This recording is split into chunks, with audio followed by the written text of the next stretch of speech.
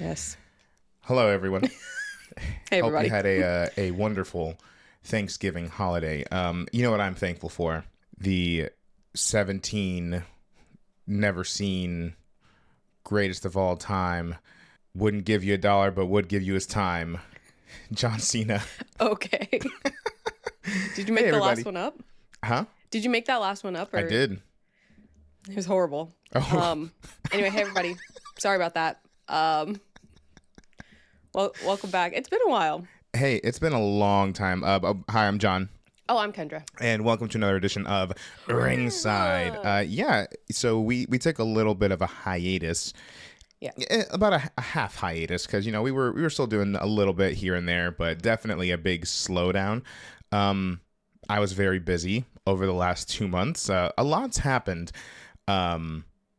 Perhaps most importantly, we went to our first ever Ren Fair, Renaissance Festival. Yeah, that's the most important thing that happened. You got a whole new job, but we went to the Ren Fair. I got a new job. I did my first ever professional Shakespeare play. Mm-hmm. I also fell down for the second time on stage in my career during said professional Shakespeare play.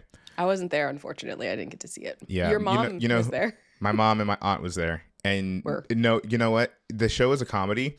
No one laughed when I fell. I could feel the room tense up.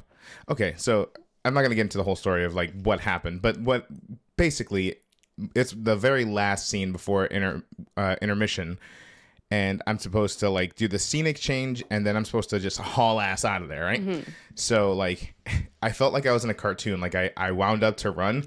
And then when I took my first step, I just went, just in place. I like wound up to run, and as soon as I took my first step, I just went straight down, and I superhero landed. Yeah. So I was able to get back up real quick and like and just leave. But the one person I knew who laughed was my aunt. Your aunt did laugh because she told me afterwards, she was like, "Oh, I thought it was part of the show." Yeah. And honestly, that's the best case scenario. Yeah. And next time if that ever happens, I'm just gonna pretend like that was, but there was a lot happening that night. It's also hard to improv Shakespeare. And it's hard to just how do you play off just busting your ass? Oh, good heavens. Good heavens. Yeah. Because also your characters were like king, like important figures, royalty. So, you couldn't. It was just. But anyway, but it was fine. It was overall a fun show. It's just not my proudest moment. I got a whole new job. Started that. So it's just been very busy in the Perez periódico household. We couldn't really do as much as we've wanted. But hey, we're back. Yeah, we're back. We're full of turkey and pernil. And you know who else is back? Moana. She's back, baby. Oh my God. Again, a lot's happened since we've recorded our last episode. Yeah, so we're not going to be able to cover everything, but can I just say, first of all, okay. Speak your truth. I have many thoughts about Moana live action. Thoughts like, no one asked for this. This movie came out like not that long ago. There's no reason we should be or could think that this is a good. I mean, okay, here's the thing. You pointed out this is going to make a lot of money. And to the people making decisions on what movies to make next, that's all that matters. Okay. I just don't understand why this one needed to be made right now. Like we just got the sequel. Like this year. Last year? No, this year. No. Last year. I think you're right. Yeah. End of last year. Yeah. We do not need a live action remake of something so recent. I will give a pass to live action remakes for stuff from 100 goddamn years ago. 10 years, like we shouldn't be doing that. 1 year. 10 years old. And we always have to sneak a little bit in. Yeah. A little bit of the phantom. The phantom tax, I think is what it's called. Anyway. So it's happening. We've kind of made peace with the fact that it's happening and that it's stupid. And then the teaser comes out. I haven't even watched the teaser because I'm pissed. I watched enough of it. So many of the shots, because again, we're doing a shot-for-shot remake. We've seen, well, that's what everyone assumes based on the teaser. We've seen that be successful for How to Train Your Dragon. But the difference between How to Train Your Dragon and Moana is like, sure, there's like these not really mystical, but like these pieces that are part of the story that are not based in realism. Like How to Train Your Dragon, though, is like a whole other... It's like a fantasy movie. Yeah, like... so it makes a little bit more sense to me that we'd want to see that story live action, even if it is shot for shot. But I just don't feel the same way for Moana. And I love Moana. Moana is one of my favorite Disney movies. She's one of my favorite princesses, if she counts as a princess. And but the thing that really got me is that they gave her a bouncy blowout. Don't piss me off. All right, so I have a theory here, because I didn't realize this until actually I recorded the last episode of John/John, which you can go stream right now. But I don't know. We're talking about horror movies on that podcast, and somehow the topic of Moana came up. Mm-hmm. You know what it was? We were talking about Frankenstein and the Netflix aesthetic, right? Mm-hmm. And that led us into the conversation about the Moana teaser and how if you watch certain shots within the teaser, the center of focus is in the very center of every shot. Like, not the center of focus, but like the focus is in the center of the screen in every shot. Mm-hmm. And the idea is that it would be centered to fit on a phone screen. So I don't know that the movie will be shot. I mean, it may be shot like that. I think this might have been a teaser thing.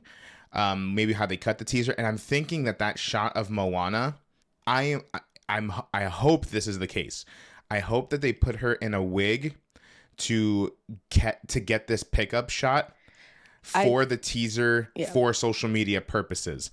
I think that would be the best case scenario for fans and for the movie, because and it's very unfortunate. I'm not disagreeing, but because even when before I had even like clocked that the trailer was cut that way for like socials, supposedly for socials, I had already said that I think that shot of Moana is a pickup of some sort, because I'm like, there's no way they put that fucking wig on her. And this is obviously no hate to this child who's playing Moana. No, that's not anything to. And right. I think the thing that pissed people off more than the hair being different, which if this is just for this one scene, it's this horrible wig, which is a whole other separate issue, because like, who allowed that to happen if that was the case? But the actor's natural hair, it looks like kind of like my hair, like it's curly. Right. So that made people even more upset. Like you do this casting, you find someone who perfect fit, and then you change her hair, which is like they created new technology for Moana's hair. Right. And then, okay, so give me a little bit of grace if this ends up not being the final hair that we get. And you know what? I'll take back my criticisms on that. If it's just a pickup shot, whatever. If this is how the hair looks throughout the movie, that's very disappointing. And it is that serious. A lot of people who maybe don't have hair that looks like this are like, it's just hair. Who cares? Right. It's just hair to you. To me, that's the first time anyone's ever had hair that looks like mine on screen. Right. Ever. It was that, and then it was Encanto. Yeah. Which again, they had to create a whole new technology just to bring my hair to life. Like that's a huge thing that happened very recently. Yeah. And before that, just like nothing. Now, anyway, again, it is that deep. I am giving them the benefit of the doubt. I really hope that it was just a poor choice that they used for the trailer. I'm pretty sure there's some set photos out there. With a curlier wig, right? I don't even know if maybe it's a wig, but definitely her hair didn't look like that. Yeah, I feel like I remember seeing pictures of curlier hair, which is why I was so thrown off. So I'm gonna guess that this was just a very poor choice for a pickup shot for the teaser to show her saying "I am Moana" and like do the whole thing. Like it's like the most iconic shot of the right. Of the so like I get it, but yeah. Whew. Also, not to spend a lot of time on this, but I also will say, I hope that the end product what we saw in the teaser, the clips of the teaser that I saw, it was all so like CGI backgrounds, CGI movement, CGI characters, like digi doubles and stuff like that it looked animated. Like Yeah. I hope that what we end up seeing is more practical. If you're going to do a live action remake, I want to see practical sets, like as much practical stuff as you can get, because otherwise what's the point? What are we doing? Yeah. I always go back to one of our favorite movies here at Perez Periodico. If you're going to do something like this, your first point of reference for like how to do this shit, go back to Pirates of the Caribbean and like, let's get those Kakamora ships. They need to be. I need physical ships. I need coconuts that they're kicking around. Physical coconuts. Yeah. Yeah. But, it's just like that should be the standard, and I'm afraid that it's not. And we're just gonna get, instead of the animated aesthetic, we're gonna get the CGI aesthetic, and it's gonna be a live action remake that doesn't look real at all. Right. And the last thing I'll say is, like, as someone who's a big fan of Moana, again, one of my favorite animated Disney movies in general. Someone who's a big fan of Lin-Manuel Miranda, someone who's a big fan of The Rock, sure, I love all these things, but even I, who might seem like I'm in the market for this, have just, even after I saw the teaser, it didn't make me more excited about it. It just made me more like, why are we doing this? Like you're not even doing anything different. Yeah. You're just making it look a little bit more real. So I don't know. Again, far be it from me to quell anyone else's excitement for it, or to we'll get more representation for people of Polynesian descent, AAPI, and I'm not taking away from that on the big screen, but this is how we're doing it. So anyway, I'm happy to be proven wrong when the movie comes out. If it's excellent, then great. Would love to be proven wrong. But when you already have Moana 3 in the works and then you have the Moana live action, maybe they're just setting up a live action Zootopia before Zootopia 3. A live action Zootopia sounds like a PETA nightmare. Oh, PETA. Anyway, who else is back? Who? The witch is back.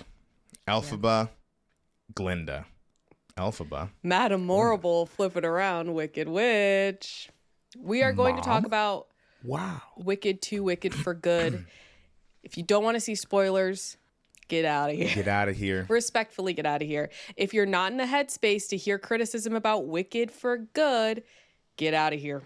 Hey, yeah, listen, let's get this part out of the way right now. I said in our last the Wicked-sode of Ringside, that growing up, I was a certified Wicked hater. Mm-hmm. And he was put to bed for Wicked Part 1 because that movie was amazing. Now, for this one, he gets to come out and play a little bit. So if you are not ready to hear a little bit of criticism and some stuff I liked about it, this episode's not for you. But if you're willing to be a little open-minded, right, then come on in. Stay along. The water's fine. It won't melt you. Wicked for Good, more like Wicked for okay. Wicked for good riddance. Am I right? It wasn't that bad. No, it wasn't that bad. But I'm sitting in, okay, first of all, we went to Disney Springs to see it. At 9:45 in the morning. 9:45 a.m. We were committed. Mm-hmm. And then I'm sitting in the theater watching, and I'm like, And then I leave the theater and I go, what did you think about it? And this is how I really do try and find the best of everything before I make like an honest criticism. Mm-hmm. But it was funny because even I felt myself, like I caught myself doing this. Kendra asked me, what did you think about the movie? And I go, I liked it. And as soon as I said that, I was like, I don't know why I said that, because I didn't really like it. There was at one point in the movie where I literally felt myself sitting like this. Yeah. Just watching the movie. And part of it was like, again, I'm not going to spend a lot of time on this, but our ongoing feud with other moviegoers of the world who just don't know how to behave. It was 9:45. We go early specifically to avoid the youth and the people who aren't serious about cinema, about art. And yet, what was the issue was that it was the weekend before Thanksgiving break. And when I was a kid, we had Wednesday, Thursday off, maybe Friday. These kids nowadays, they already don't know how to read, and they're giving them a whole week off of school. Keep the schools open. They need Thursday night off, and that's it. Put them back in. Give them a break for some turkey and send them back. They're not helping cook. They can get home at 2:30 on Thanksgiving Day and have that be that. Can you read me that ingredient and can you tell me what, And they're like, sorry. I can't. Sorry, no can do. Anyway. Not us making fun of the kids. Sorry. But that was mostly a joke. Yeah. But it was like fucking packed. Rooted in reality. Rooted in, unfortunately, in the state we're in. But yeah. So there were a lot of children and youths. There were a few teenagers next to me. It's just but anyway, this isn't about that. But yeah, so but even with that, just the movie itself, it's like they somehow made 2 hours almost 2 hours and almost like 20 minutes or something like that. Somehow feel long and very short at the same time. But we'll go, bit by bit here. I got some notes. Okay. Again, some things I liked. I actually want to start with some of the things I liked about the movie. And then Kendra, you obviously feel free to chime in whenever the spirit hits you. So I do think that Ariana Grande comes out looking like an absolute star in this. I think the expanded material that they put in for Glinda's character really allowed allowed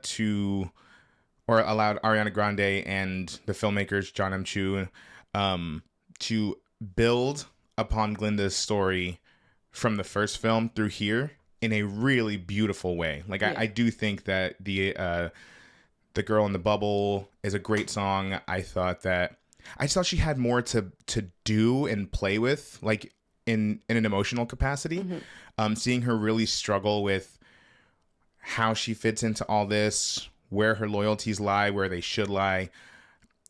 I just feel like they gave her a lot more meat in this movie compared to a lot of the other characters. I do think, unfortunately, most everyone else's character arcs sort of end in Wicked Part 1. I think a lot of what we see in this movie is just how they were at the end of that movie is where we are in this movie, just carried over. Like intensified. Not even, for me, not even then, but yes. I feel like, okay, and I will say this. I'm not a Wicked expert. I saw the show once. I forgot most of it. That's my feeling on Wicked the musical. I don't know the book. Never read it. So some of my criticisms, I feel like it could be something in the book, something in the show, or something in the movie, and I don't know where my criticism is. Like if the musical is carrying something from the book that is like doesn't make sense in my head, forgive me if I say like, oh, the movie did this, but really it was from the musical, from the book. Do you know what I mean? I don't know where my issues actually lie or if it's specifically just something with the movie.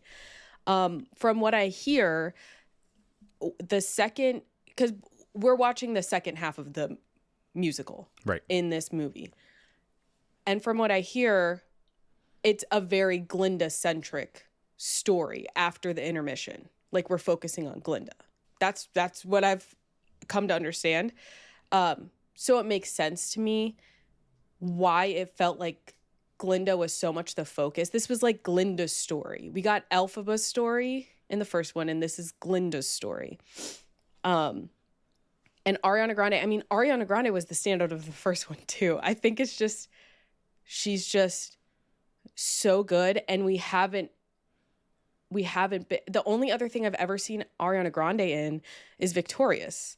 Yeah, I didn't watch that movie she did on Netflix, the Don't Look Up. She was in that? Yeah, fucking everyone was in that, but yeah. Yeah. So it's like, I just think this is a lot of people's first time seeing her act with like full range of depth. And we saw those like the very surface level in the first one. And now we're digging deeper in this one. And I think that's why it's like she's such a standout, because I don't think people realized like, oh, she's like an actor, like Right. this is her thing. She's not a singer acting. She's an Right. actor Right. acting. My biggest issue, I think, is that this felt like I think the biggest problem with Wicked for Good is that Wicked Part 1 was so good. Yeah.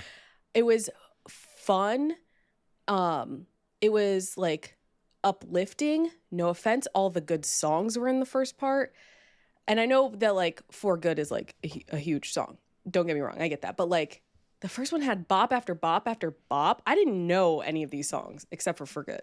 And I only knew that a little bit. So I think that was the biggest issue to me, was like they had such tremendous shoes to fill. Like it's almost impossible to fill those shoes with the second half of a story. Oh, and it was just like so bummer. It was like everything was bummer after bummer after bummer. And then the end was even kind of a bummer. Yeah. Now, again, sort of sticking with some of the stuff that I like, I'm going to skip around on my notes here a little bit. I will say, No Good Deed, banger. That was a good one. And it's, and even though a lot of my problem with the character development lies within the script itself, it doesn't really lie with any of the performers. I thought all the performances were perfectly fine. Yeah. I mean, obviously, Cynthia Erivo continues to be Cynthia Erivo. She's amazing. She's on a whole other fucking level. Yeah. It's crazy. So it has nothing to do with that. No Good Deed was a banger, though. I've never heard that song before. I mean, I think I knew a little more music than you did. I think I know a little bit more about American Girl doll than you do, Genius. I liked Wonderful. I thought that was because again, so much of the show, the movie is such a downer that we do need that levity sometimes. And I thought Wonderful was fun. I'm not as familiar with the stage show, so I didn't realize that they had put Glinda into the song. I thought she fit well here. I thought this whole scene was great. Well, I wouldn't go that far. Well, I mean, I thought it was good. I liked it. But that's just me. But yeah, my biggest problem with the movie, and I think it connects back to everything I've said so far, is that, after seeing the first film and just kind of knowing where we're at this point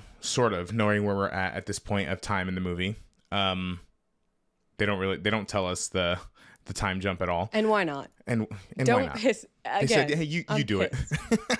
They're like, you figure it out. I don't know. Just tell us. You figure it out. Fuck you. Why is it a secret? Yeah. Oh man, so annoying. But I feel like for a movie that on paper it has such high stakes for all the characters in it and the world of Oz as a whole, the movie doesn't feel like it commits to any of it for very long. Like I love the moments where we bring it back to, we're demonizing and villainizing the animals and, treating them cruelly, and, the underlying themes of, fascism and,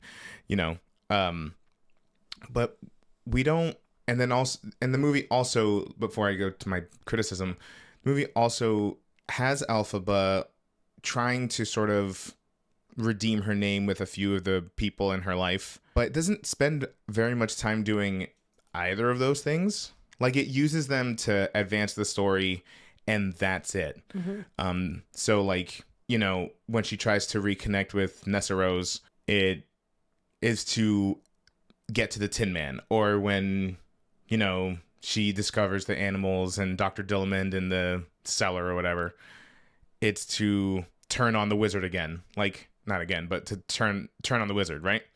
And to set up her departure. Right. So it's just using it to just get to the next thing. We're like checking boxes. Right. And again, that's how I felt watching it. If you didn't feel that way, that's fine. But it doesn't allow her to do any of those things in a super meaningful way.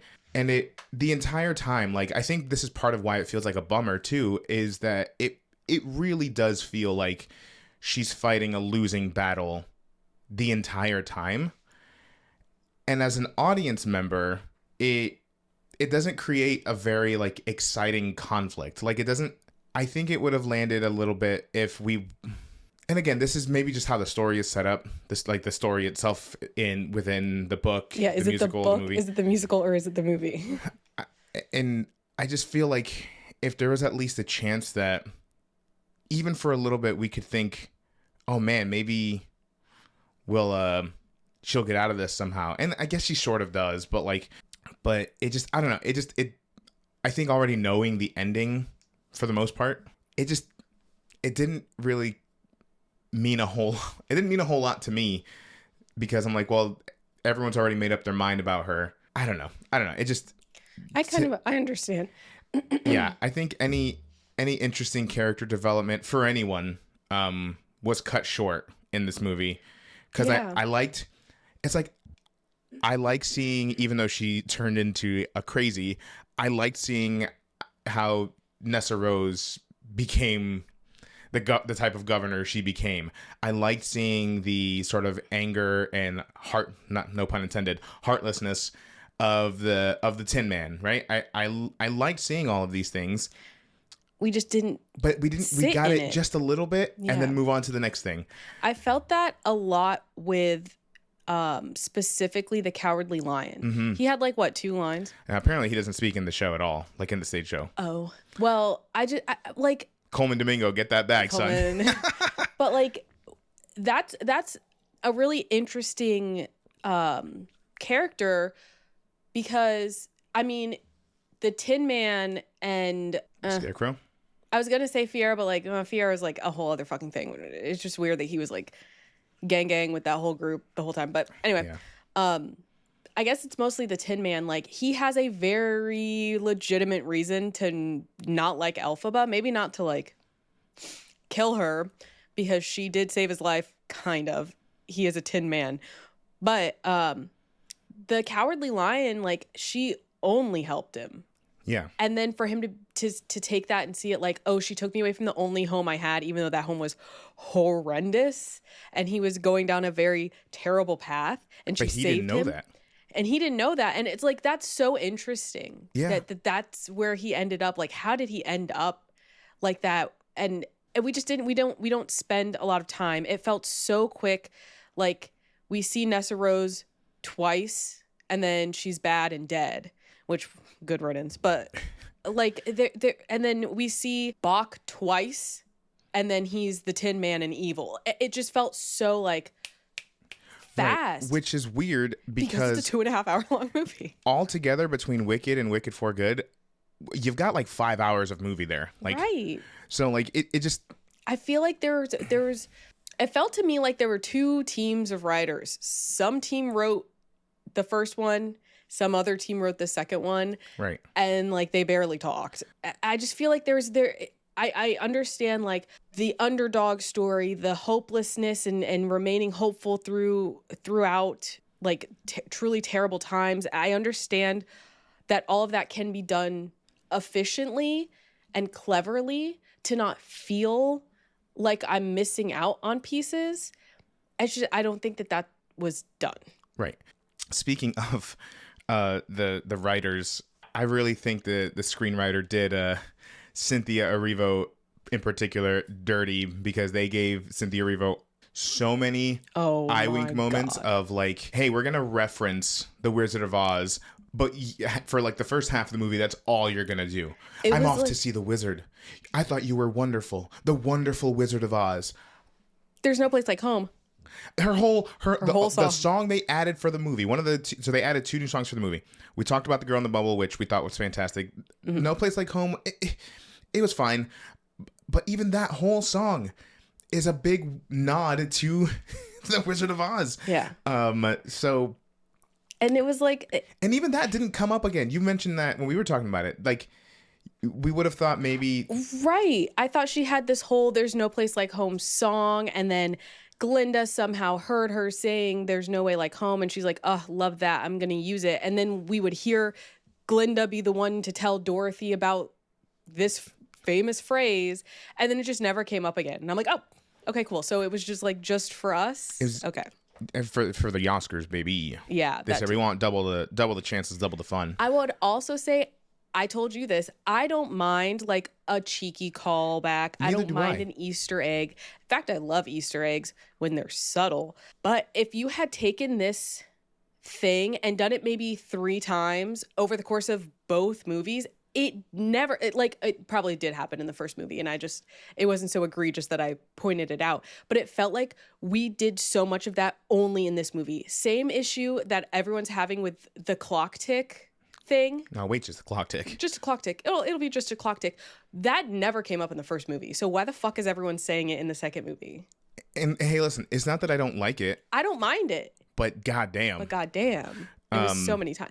It's just like, it just felt like who wrote this one that didn't watch the first one? Like, none of this shit was in there. Right. So, and again, I know it sounds like we're really picking apart the movie. It's because I was so excited to see it. So excited for it. The first one was, again, we aren't wicked people. The first one was so good. I've watched it 3 times. That movie's Right. 80 hours long. I've spent so much time.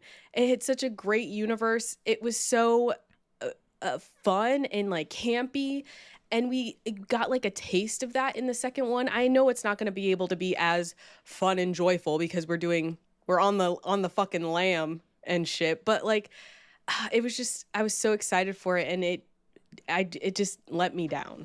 Now I will say all the criticisms included here. Now I do understand why, and kind of like how they justify the title Wicked for Good, because they sort of tell us this toward the end of the movie around the For Good song, where Glinda's really trying to like be the fixer here, as she's one to kind of do, because she's just cover it up, just smile, and everything will be okay. And Elphaba is very much like, no. She takes the wizard's advice, his thing of like, no, they need something to believe in. So they need to believe I'm wicked so you can be good. And I do think the movie, for me, I think, Kendra, you might feel a little bit different. I think it succeeds in showcasing that Glinda does change and is not just doing good, but is being good for perhaps the first and only time in her life. Right. And I think that's why the ending is what it is. I didn't mind that part of the story. I thought it was done well enough. Now, again, whether you actually think Glinda is capable of holding up her end of this sort of new life, that's a whole other story. That's just me, though. You mind if I say some words? Okay. Here's my issue. Again, I don't know if this is a book problem, probably a musical problem, or a movie problem. I do believe that Glinda's been changed. For the better. And I do think at the end, when we see her like put Madame Morrible in federal prison and she's making all these sweeping changes. Okay, that's her finally, for once in her goddamn life, taking a stand and doing good. My issue is, why did she have to believe that her best friend in the world, died before any of that like clicked?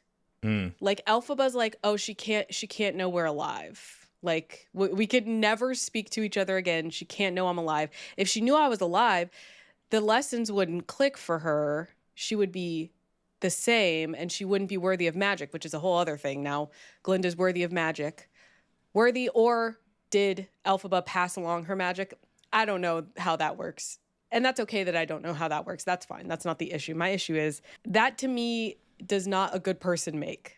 You shouldn't have to be like, well, my friend almost died, but she didn't, so I'm going to keep chugging along the way I was before. Like, why did it take... Anyway, I didn't like that.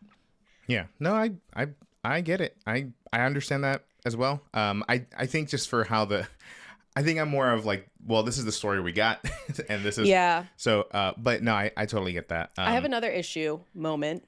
What? I have another issue go ahead. with another moment. Wonderful. We like the song. I like the song. It was fun. We had very few fun moments. It was campy a little bit. We have very few campy moments in this one. My issue is, it's either been 2 days or 20 years since the first movie. Oh, right. Nobody knows. And this whole time, Elphaba's like, I fucking hate the wizard. When the next time I see the wizard, it's on site. He's literally using animals as slave labor. He's making it so they don't speak anymore. This is the most important cause to me in my life. I'm literally a criminal on the run, living in the trees, so I can undo all of the stuff that he's done. And then she sees him again in Oz, and you're just like, hey. You're going to tell everyone what you did, and that I'm not bad. You're going to tell everyone what you did. And then they sing a fun song? What? Now, listen, as someone who's got his degree in musical theater, I'm more than happy to suspend some disbelief, but also, like... I can suspend this much if there had just been more tension in the beginning, and then we see her gradually, like, start being like, oh, well, maybe this can work. Maybe I can believe him. We went to, well, maybe so fast. And I'm like, you this is your, like, arch nemesis, right? And you're just keying in his office for a little bit, and then I do think that the end where she's like coming out of it and she's like, hold the hell on. I was gonna say, I think that was fine. It's the beginning that I had an issue with. And I mean, all fair. For me, this is just for me. I do think that I have been changed. No, I do think that there should have been, like, again, pretty low stakes here for what should have been a high stakes moment. But because of that, it did give us, I thought Jeff Goldblum in this scene in particular, leading up to Wonderful, expertly plays the showman really well here. And he's straight up and is like, I can do that, but it's not going to do any good because they don't care. They want to believe what I say. Mm-hmm. You know, which again, a moment of interesting commentary for our very real times that we don't spend a lot of time on. And then the whole intro of Wonderful is this like sleight of hand, like, I won you over with just these simple things. I can do it again, and we can do it together, and they can love both of us. Like, so I do think that because of that, it's like a double-edged sword, right? It's like we missed out on what should have been, what logically is it should be a very tense meeting and, you know, possibly fight battle of sorts. Either it's a one-sided battle because only one of them has real magic. Yeah, he's over there doing fucking card tricks. But like, but at the same time, it like that's the thing that won everyone over in the first place. So that is his weapon, which if you pay attention to what's happening in our very real country, everyone, can be just as, if not more, powerful, right? So yeah, I think that's like a double-edged sword there. But yeah, I try not to poke too many holes. But I know, I get it though. I get it. I can't help. And again, if it's not a you thing. There are times when I can suspend disbelief, or I don't get so like stuck in the details of how we're getting from point A to point B if everything else is solid and good. Right. But like that just wasn't the case for me this time. I also think, listen, I love Michelle Yeoh. Now I'm just bitching. I love Michelle Yeoh. Michelle Yeoh can act the shit out of anything. That's not the issue. The issue is she's tone deaf. Sorry. I'm sure she knows. And that normally wouldn't be an issue, except for she has to sing because it's a musical. Right. I just think, I don't know, what's worse? Having her sing poorly or having someone sing the vocals? Well, listen, we're barreling into the big 2-6. Okay, we're heading into 2026 here, and because the fucking producers and writers the studio's already like, well, of course we're gonna explore spin-offs and sequels because we owe it to the fans. Yeah, bullshit. You owe it to your pockets. Which I'm like, make your money, but don't pretend like it's not for any other reason. But we'll get to that in a minute. But heading into the big 2-6, if we are gonna continue making movie musicals, which I would like, don't get me wrong, and if you can find people to sing it, great. If you find the perfect actor and they just happens that they can't sing, dub their voices, singing in the rain. And listen, don't get AI, don't do any of that to like make their voice sound good. Don't auto tune them because we can tell. Marnie Nixon was the singing voice of both Maria and, in A Boy Like That, Anita, for the original West Side Story movie in 1961. Lea Salonga has sung 2 Disney princesses.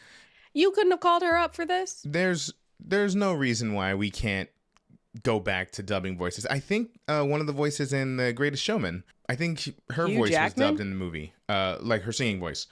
So let's go back to. I'm perfectly fine with. I think Michelle Yeoh. I think Madame Marble is one of the more interesting characters in this movie. Anyway. Yeah, I think the like Wicked Heads had some issues with how Madame Marble was presented. I didn't have any issues. The same. This is why I don't get hung up on like books or comics or anything like that, like source material. The movie's its own thing. Like you have to treat it like its own thing. True. And I'm not saying you. I'm just saying like in general. Yeah.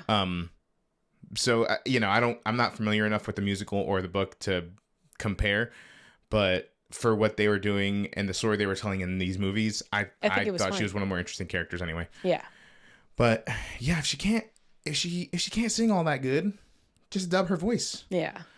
I don't think there's any harm in that. Now again, I know there's also a cultural aspect to it, especially when you're capturing someone's like natural accent and things like that. You want to, but at that point, do the work, Yeah. Or cast someone who can sing. But hey, that's Michelle. That's Oscar-winning Michelle Yeoh. Yeah. She's who she is, and I'm who I am on a podcast that a few people listen to every month. But yeah, I do want to say it's not an issue with Michelle. I don't think that necessarily the casting was like bad because she can act it. But I believe her as like a wicked woman with that, again, right, the charming exterior, but also not as charming as the wizard. Like she can be scary. She can't be on his level because she like can't mask as much as he can. I think that that's very interesting, and I think that she can play that super well. Totally believable. It's just when she sung, I was like, man, I wish someone else was singing. Yeah. No, I get it. But overall, that is the conclusion of this story. For now. Of course, for now, but only for now. Oh. How many musicals have we referenced? I think 3. I mean, are we including Wicked in this? Yeah. So we have Phantom. This whole episode's been about Wicked. Well, I mean, Wicked and Avenue Q are forever tied because that's true. Because rightfully, Avenue Q won the Tony for Best Musical. Rightfully. Yeah. Sorry if you were upset about that. In what, 2006? 2004. 2004? Even worse. Grow up. Some of you weren't even born yet. The internet is for porn. Okay. Right. Okay. Yeah, now they're exploring options to make it so ever so conveniently after the opening weekend of Wicked. What's his name? Gregory Maguire, the author, announced a new book coming out next fall. That's a prequel book about Galinda. Yes. Which intriguing. Shout out to Homegirl who played young Glinda. Boricua, stand up. It's a big weekend for us, even if the movie wasn't all that.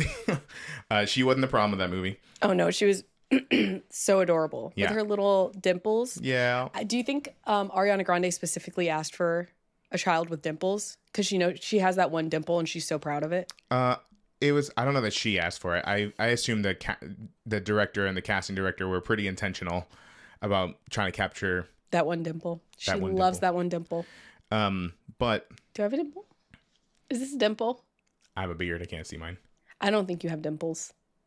I used to want dimples a lot growing up because there's this character in Degrassi, and she had dimples, and I thought she was the most beautiful person I've ever seen in my life, and I wanted dimples. And now you can get dimples. They'll cut into your cheek and give you dimples. Oh my God.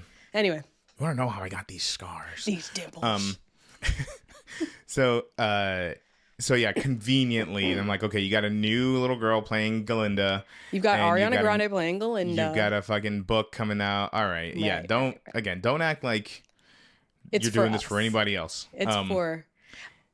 That being said, I'm seated and sat in the theater. I'm also intrigued and interested. I know I say interested a lot and interesting, but I wonder how a movie musical based off of just the book would look. Would it be better if they weren't beholden to like some of the choices they made for the musical? Well, I think so. you're about 20 years too late, because around the time that the musical came out, there was a movie project, but it wouldn't have been a musical. It would have been based off of the book. And I think I want to say Demi Moore was involved with it. I think you're right. That sounds familiar. So that we almost got that. But we didn't. Now, we'll see. It'll be interesting to see if Steven Schwartz comes back and does music for these as well. I mean, what the hell else is he doing? Writing more songs for Wicked. So, I don't know. But part of me is also like, I think overall, you got a good couple movies here. It would be interesting to see if they make a 5-hour cut. And I wonder how much, because this is one thing we both agreed on, was I wonder if the movie, if For Good would have been better received by us. Yeah. Had we seen it all together. If we had just watched Wicked and then went in to watch Wicked for Good, I feel like I would feel a little bit more positive about Wicked for Good. Right. Because it's the second half of a story. Right. It might work better as a whole, but but we have to judge the movie on its own merits and on it as a standalone.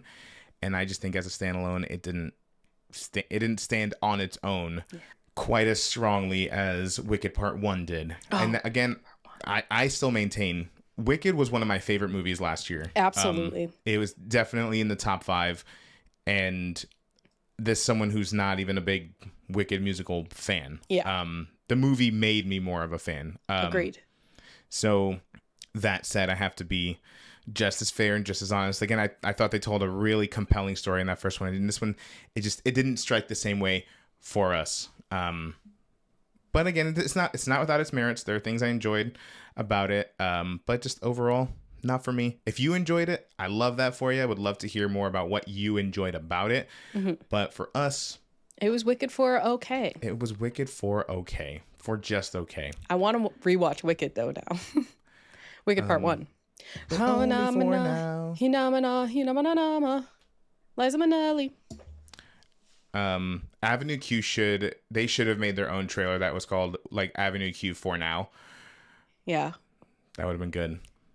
I did see someone say that someone posted this picture on TikTok that was like, in a surprising like turn of events, a movie version of Avenue Q beat out Wicked for Good at the box office. I saw that. Yeah. It's funny. But that's Wicked for Good. Let us know what you thought of the movie. It is definitely a movie. That is what I can say about it. But if you enjoyed it, again, I'd love to hear about it. And go from there. Very quickly, I'm gonna just touch on one of these things because we're heading into, as at the time of this, we're heading into the finals of we're heading into the semifinals, right? Yeah. The semifinals of we're talking about WWE right now for just a quick second. Heading into the semifinals of the Last Time Is Now tournament, to declare who will be John Cena's final opponent at December's Saturday night's main event. And I'm going to skip ahead a little bit here because I think we can probably tell who the finalists are going to be. So next week we have Jey Uso versus LA Knight, and the winner of that will go to the finals against either Gunter or Solo Sikoa. Mm-hmm. And I'm gonna make a wild guess here and say that we're probably gonna get Jey Uso versus Gunter for the umpteenth time. And I just find it so interesting. So Jey Uso, very polarizing figure in WWE these days. And I think online, I will say this, he is remarkably overhated. I do not understand the level of criticism he receives, especially the people who are like, he's got a limited moveset and he's just a limited moveset and a catchphrase, but then will complain that LA Knight doesn't get a push. And I'm like, hey guys, I love both of these guys, but like, let's not pretend that they're doing something that's much more different than one another. But I will say, Jey Uso, his booking is so interesting, and I don't like to spend a lot of time with people on like the pretending to fantasy book or whatever. Mm-hmm. I try to enjoy the product as much as I can for what we get, right? But I will say, I do find it interesting. Sometimes it feels like they're really putting all their chips in the Jey Uso basket, and then sometimes it feels like they really don't believe in him. So I feel like I call it the Jey Uso experiment. Like, it's almost like what are we doing with him? Like, I don't quite understand it. I'm not one who is like, oh, this does nothing for them, and this, I don't like when. But I do feel like there's an opportunity. Jey Uso he's in the War Games match with he's included with every big star on the roster right now. LA Knight is someone who is so popular, but is constantly, pushed to the side. He's a reliable worker, so they push him to the side till he can be reliable for the next thing. But I'm like, man, I don't know. I feel like we've seen Gunther and Jey Uso so many times now. I'm like, I think ultimately we're gonna get John Cena versus Gunther at Saturday Night's main event. I fucking hope so. I think it would be wild if we got Jey Uso versus John Cena. To me, that goes against like kind of everything that John Cena has this year stood for, like with all of his open challenges in his name, how they've emphasized that that's like a John Cena thing, trying to give like these newer competitors like a push and an opportunity. If they end up giving his final match to like a veteran like Jey Uso, what the fuck? Like that to me goes against like the whole point of the thing. Right. It should be like a newer person kind of on the rise. Not saying that Gunt's like, been here for 2 days. He's no spring chicken. Right, but like he is much more novice when you compare him to a freaking Jey Uso. Well, the youngest would be Solo Sikoa in these semifinalists. Yeah, and yeah, I'm on the same page. I don't think it needs to be someone like super young. That's why I don't think it needed to be like Javon Evans, which I would have been perfectly fine with. But that would have been crazy. They put him against Gunther and gave him a great match, by the way. Yeah. He's not even on the main roster yet. Yeah. So, like, I don't think it needs to be someone like that. But yeah, I think you find someone who's a good What happened? I said it can't be Jey Uso. I hope it's not Jey Uso. I just think like over the last couple of years, and I know Gunther has also been world heavyweight champion, I think twice in the last couple of years, but like, Jey Uso has been given such a crazy push, like from winning the Royal Rumble, from winning the world heavyweight title. Again, he's been in the last 2 or 3 War Games matches. He gets to do his entrance twice every show. Like his stuff. So like, again, I'm not trying to be a Jey Uso like hater here. Right. But I don't know. And maybe the War Games match, if he does indeed, maybe he doesn't win because the War Games match batters him up. Right. Good. And whatever. That's a reasonable way for him to like lose against anyone. Right. With dignity. But I think, I don't know. I think if you're going to continue to like push LA Knight to the side, I at least want to see him get to the finish line before losing the race, right. I just feel like he's always put in a position where he comes up short. And again, I like Jey Uso, but this is a moment where I'm like, man, this would really feel like a weird thing to do, only because he's already up here. He's got I like the storyline he's in now where there's, kind of becoming the thing he hates. Won't he become a heel? Like, I kind of like the story. I thought his promo he did with Jimmy was the best promo he's done in a long time. It was a short one, but I thought it was the best one he'd done in a long time. So I like what they're doing with him right now. So, yeah, I just don't know. This is a rare moment where I'm like, I don't know why we would need him over here. Yeah. Again, I try not to play Booker T. But yeah, I just think the story of Jey Uso is very strange right now. Yeah, I think that's valid. I also think he had this like huge push, this pretty long run as a champion, and then lost it I feel like I don't want to come off as a hater either because I do like Jey Uso. I do think he's overhated online. But I feel like they were in this position where normally, you know, the person who just lost their title would go away for a while and they'd figure out a story for them while they're out and gone. On vacation. And then they would come back and they'd have this well-developed story, this path back to whatever Glory. their next thing is. But for him, he's so popular and the yeet chants are crazy, getting to a point where I'm like, okay, that's a lot. And like the merch and everything, he's like so over in that way that I think they're afraid to take him off for an extended period of time to try to figure out the story. So they're just kind of like, okay, so let's figure out like what the next thing is going to be. I think they're kind of making it up as they go along. I agree that I like this whole like you're becoming Roman thing. I do like that. But yeah, it's just I think it feels all over the place because they didn't have time to do that reset and then plan moving forward. They wanted to keep him on TV as much as they can. And who knows, maybe by the time we watch Survivor Series, we'll be changing our tunes and this whole segment here in this episode will be meaningless. But but yeah, so I don't know. I'm interested to see where they continue to go with Jey Uso because I'm kind of split right down the middle. Half of it I really like, and the other half I'm just like, at what point do we become oversaturated? But anyway, more on that on the next edition of Ringside. Speaking of, hey, thank y'all for tuning into this episode of Ringside. If you're not already, please make sure you are following us on all the various socials.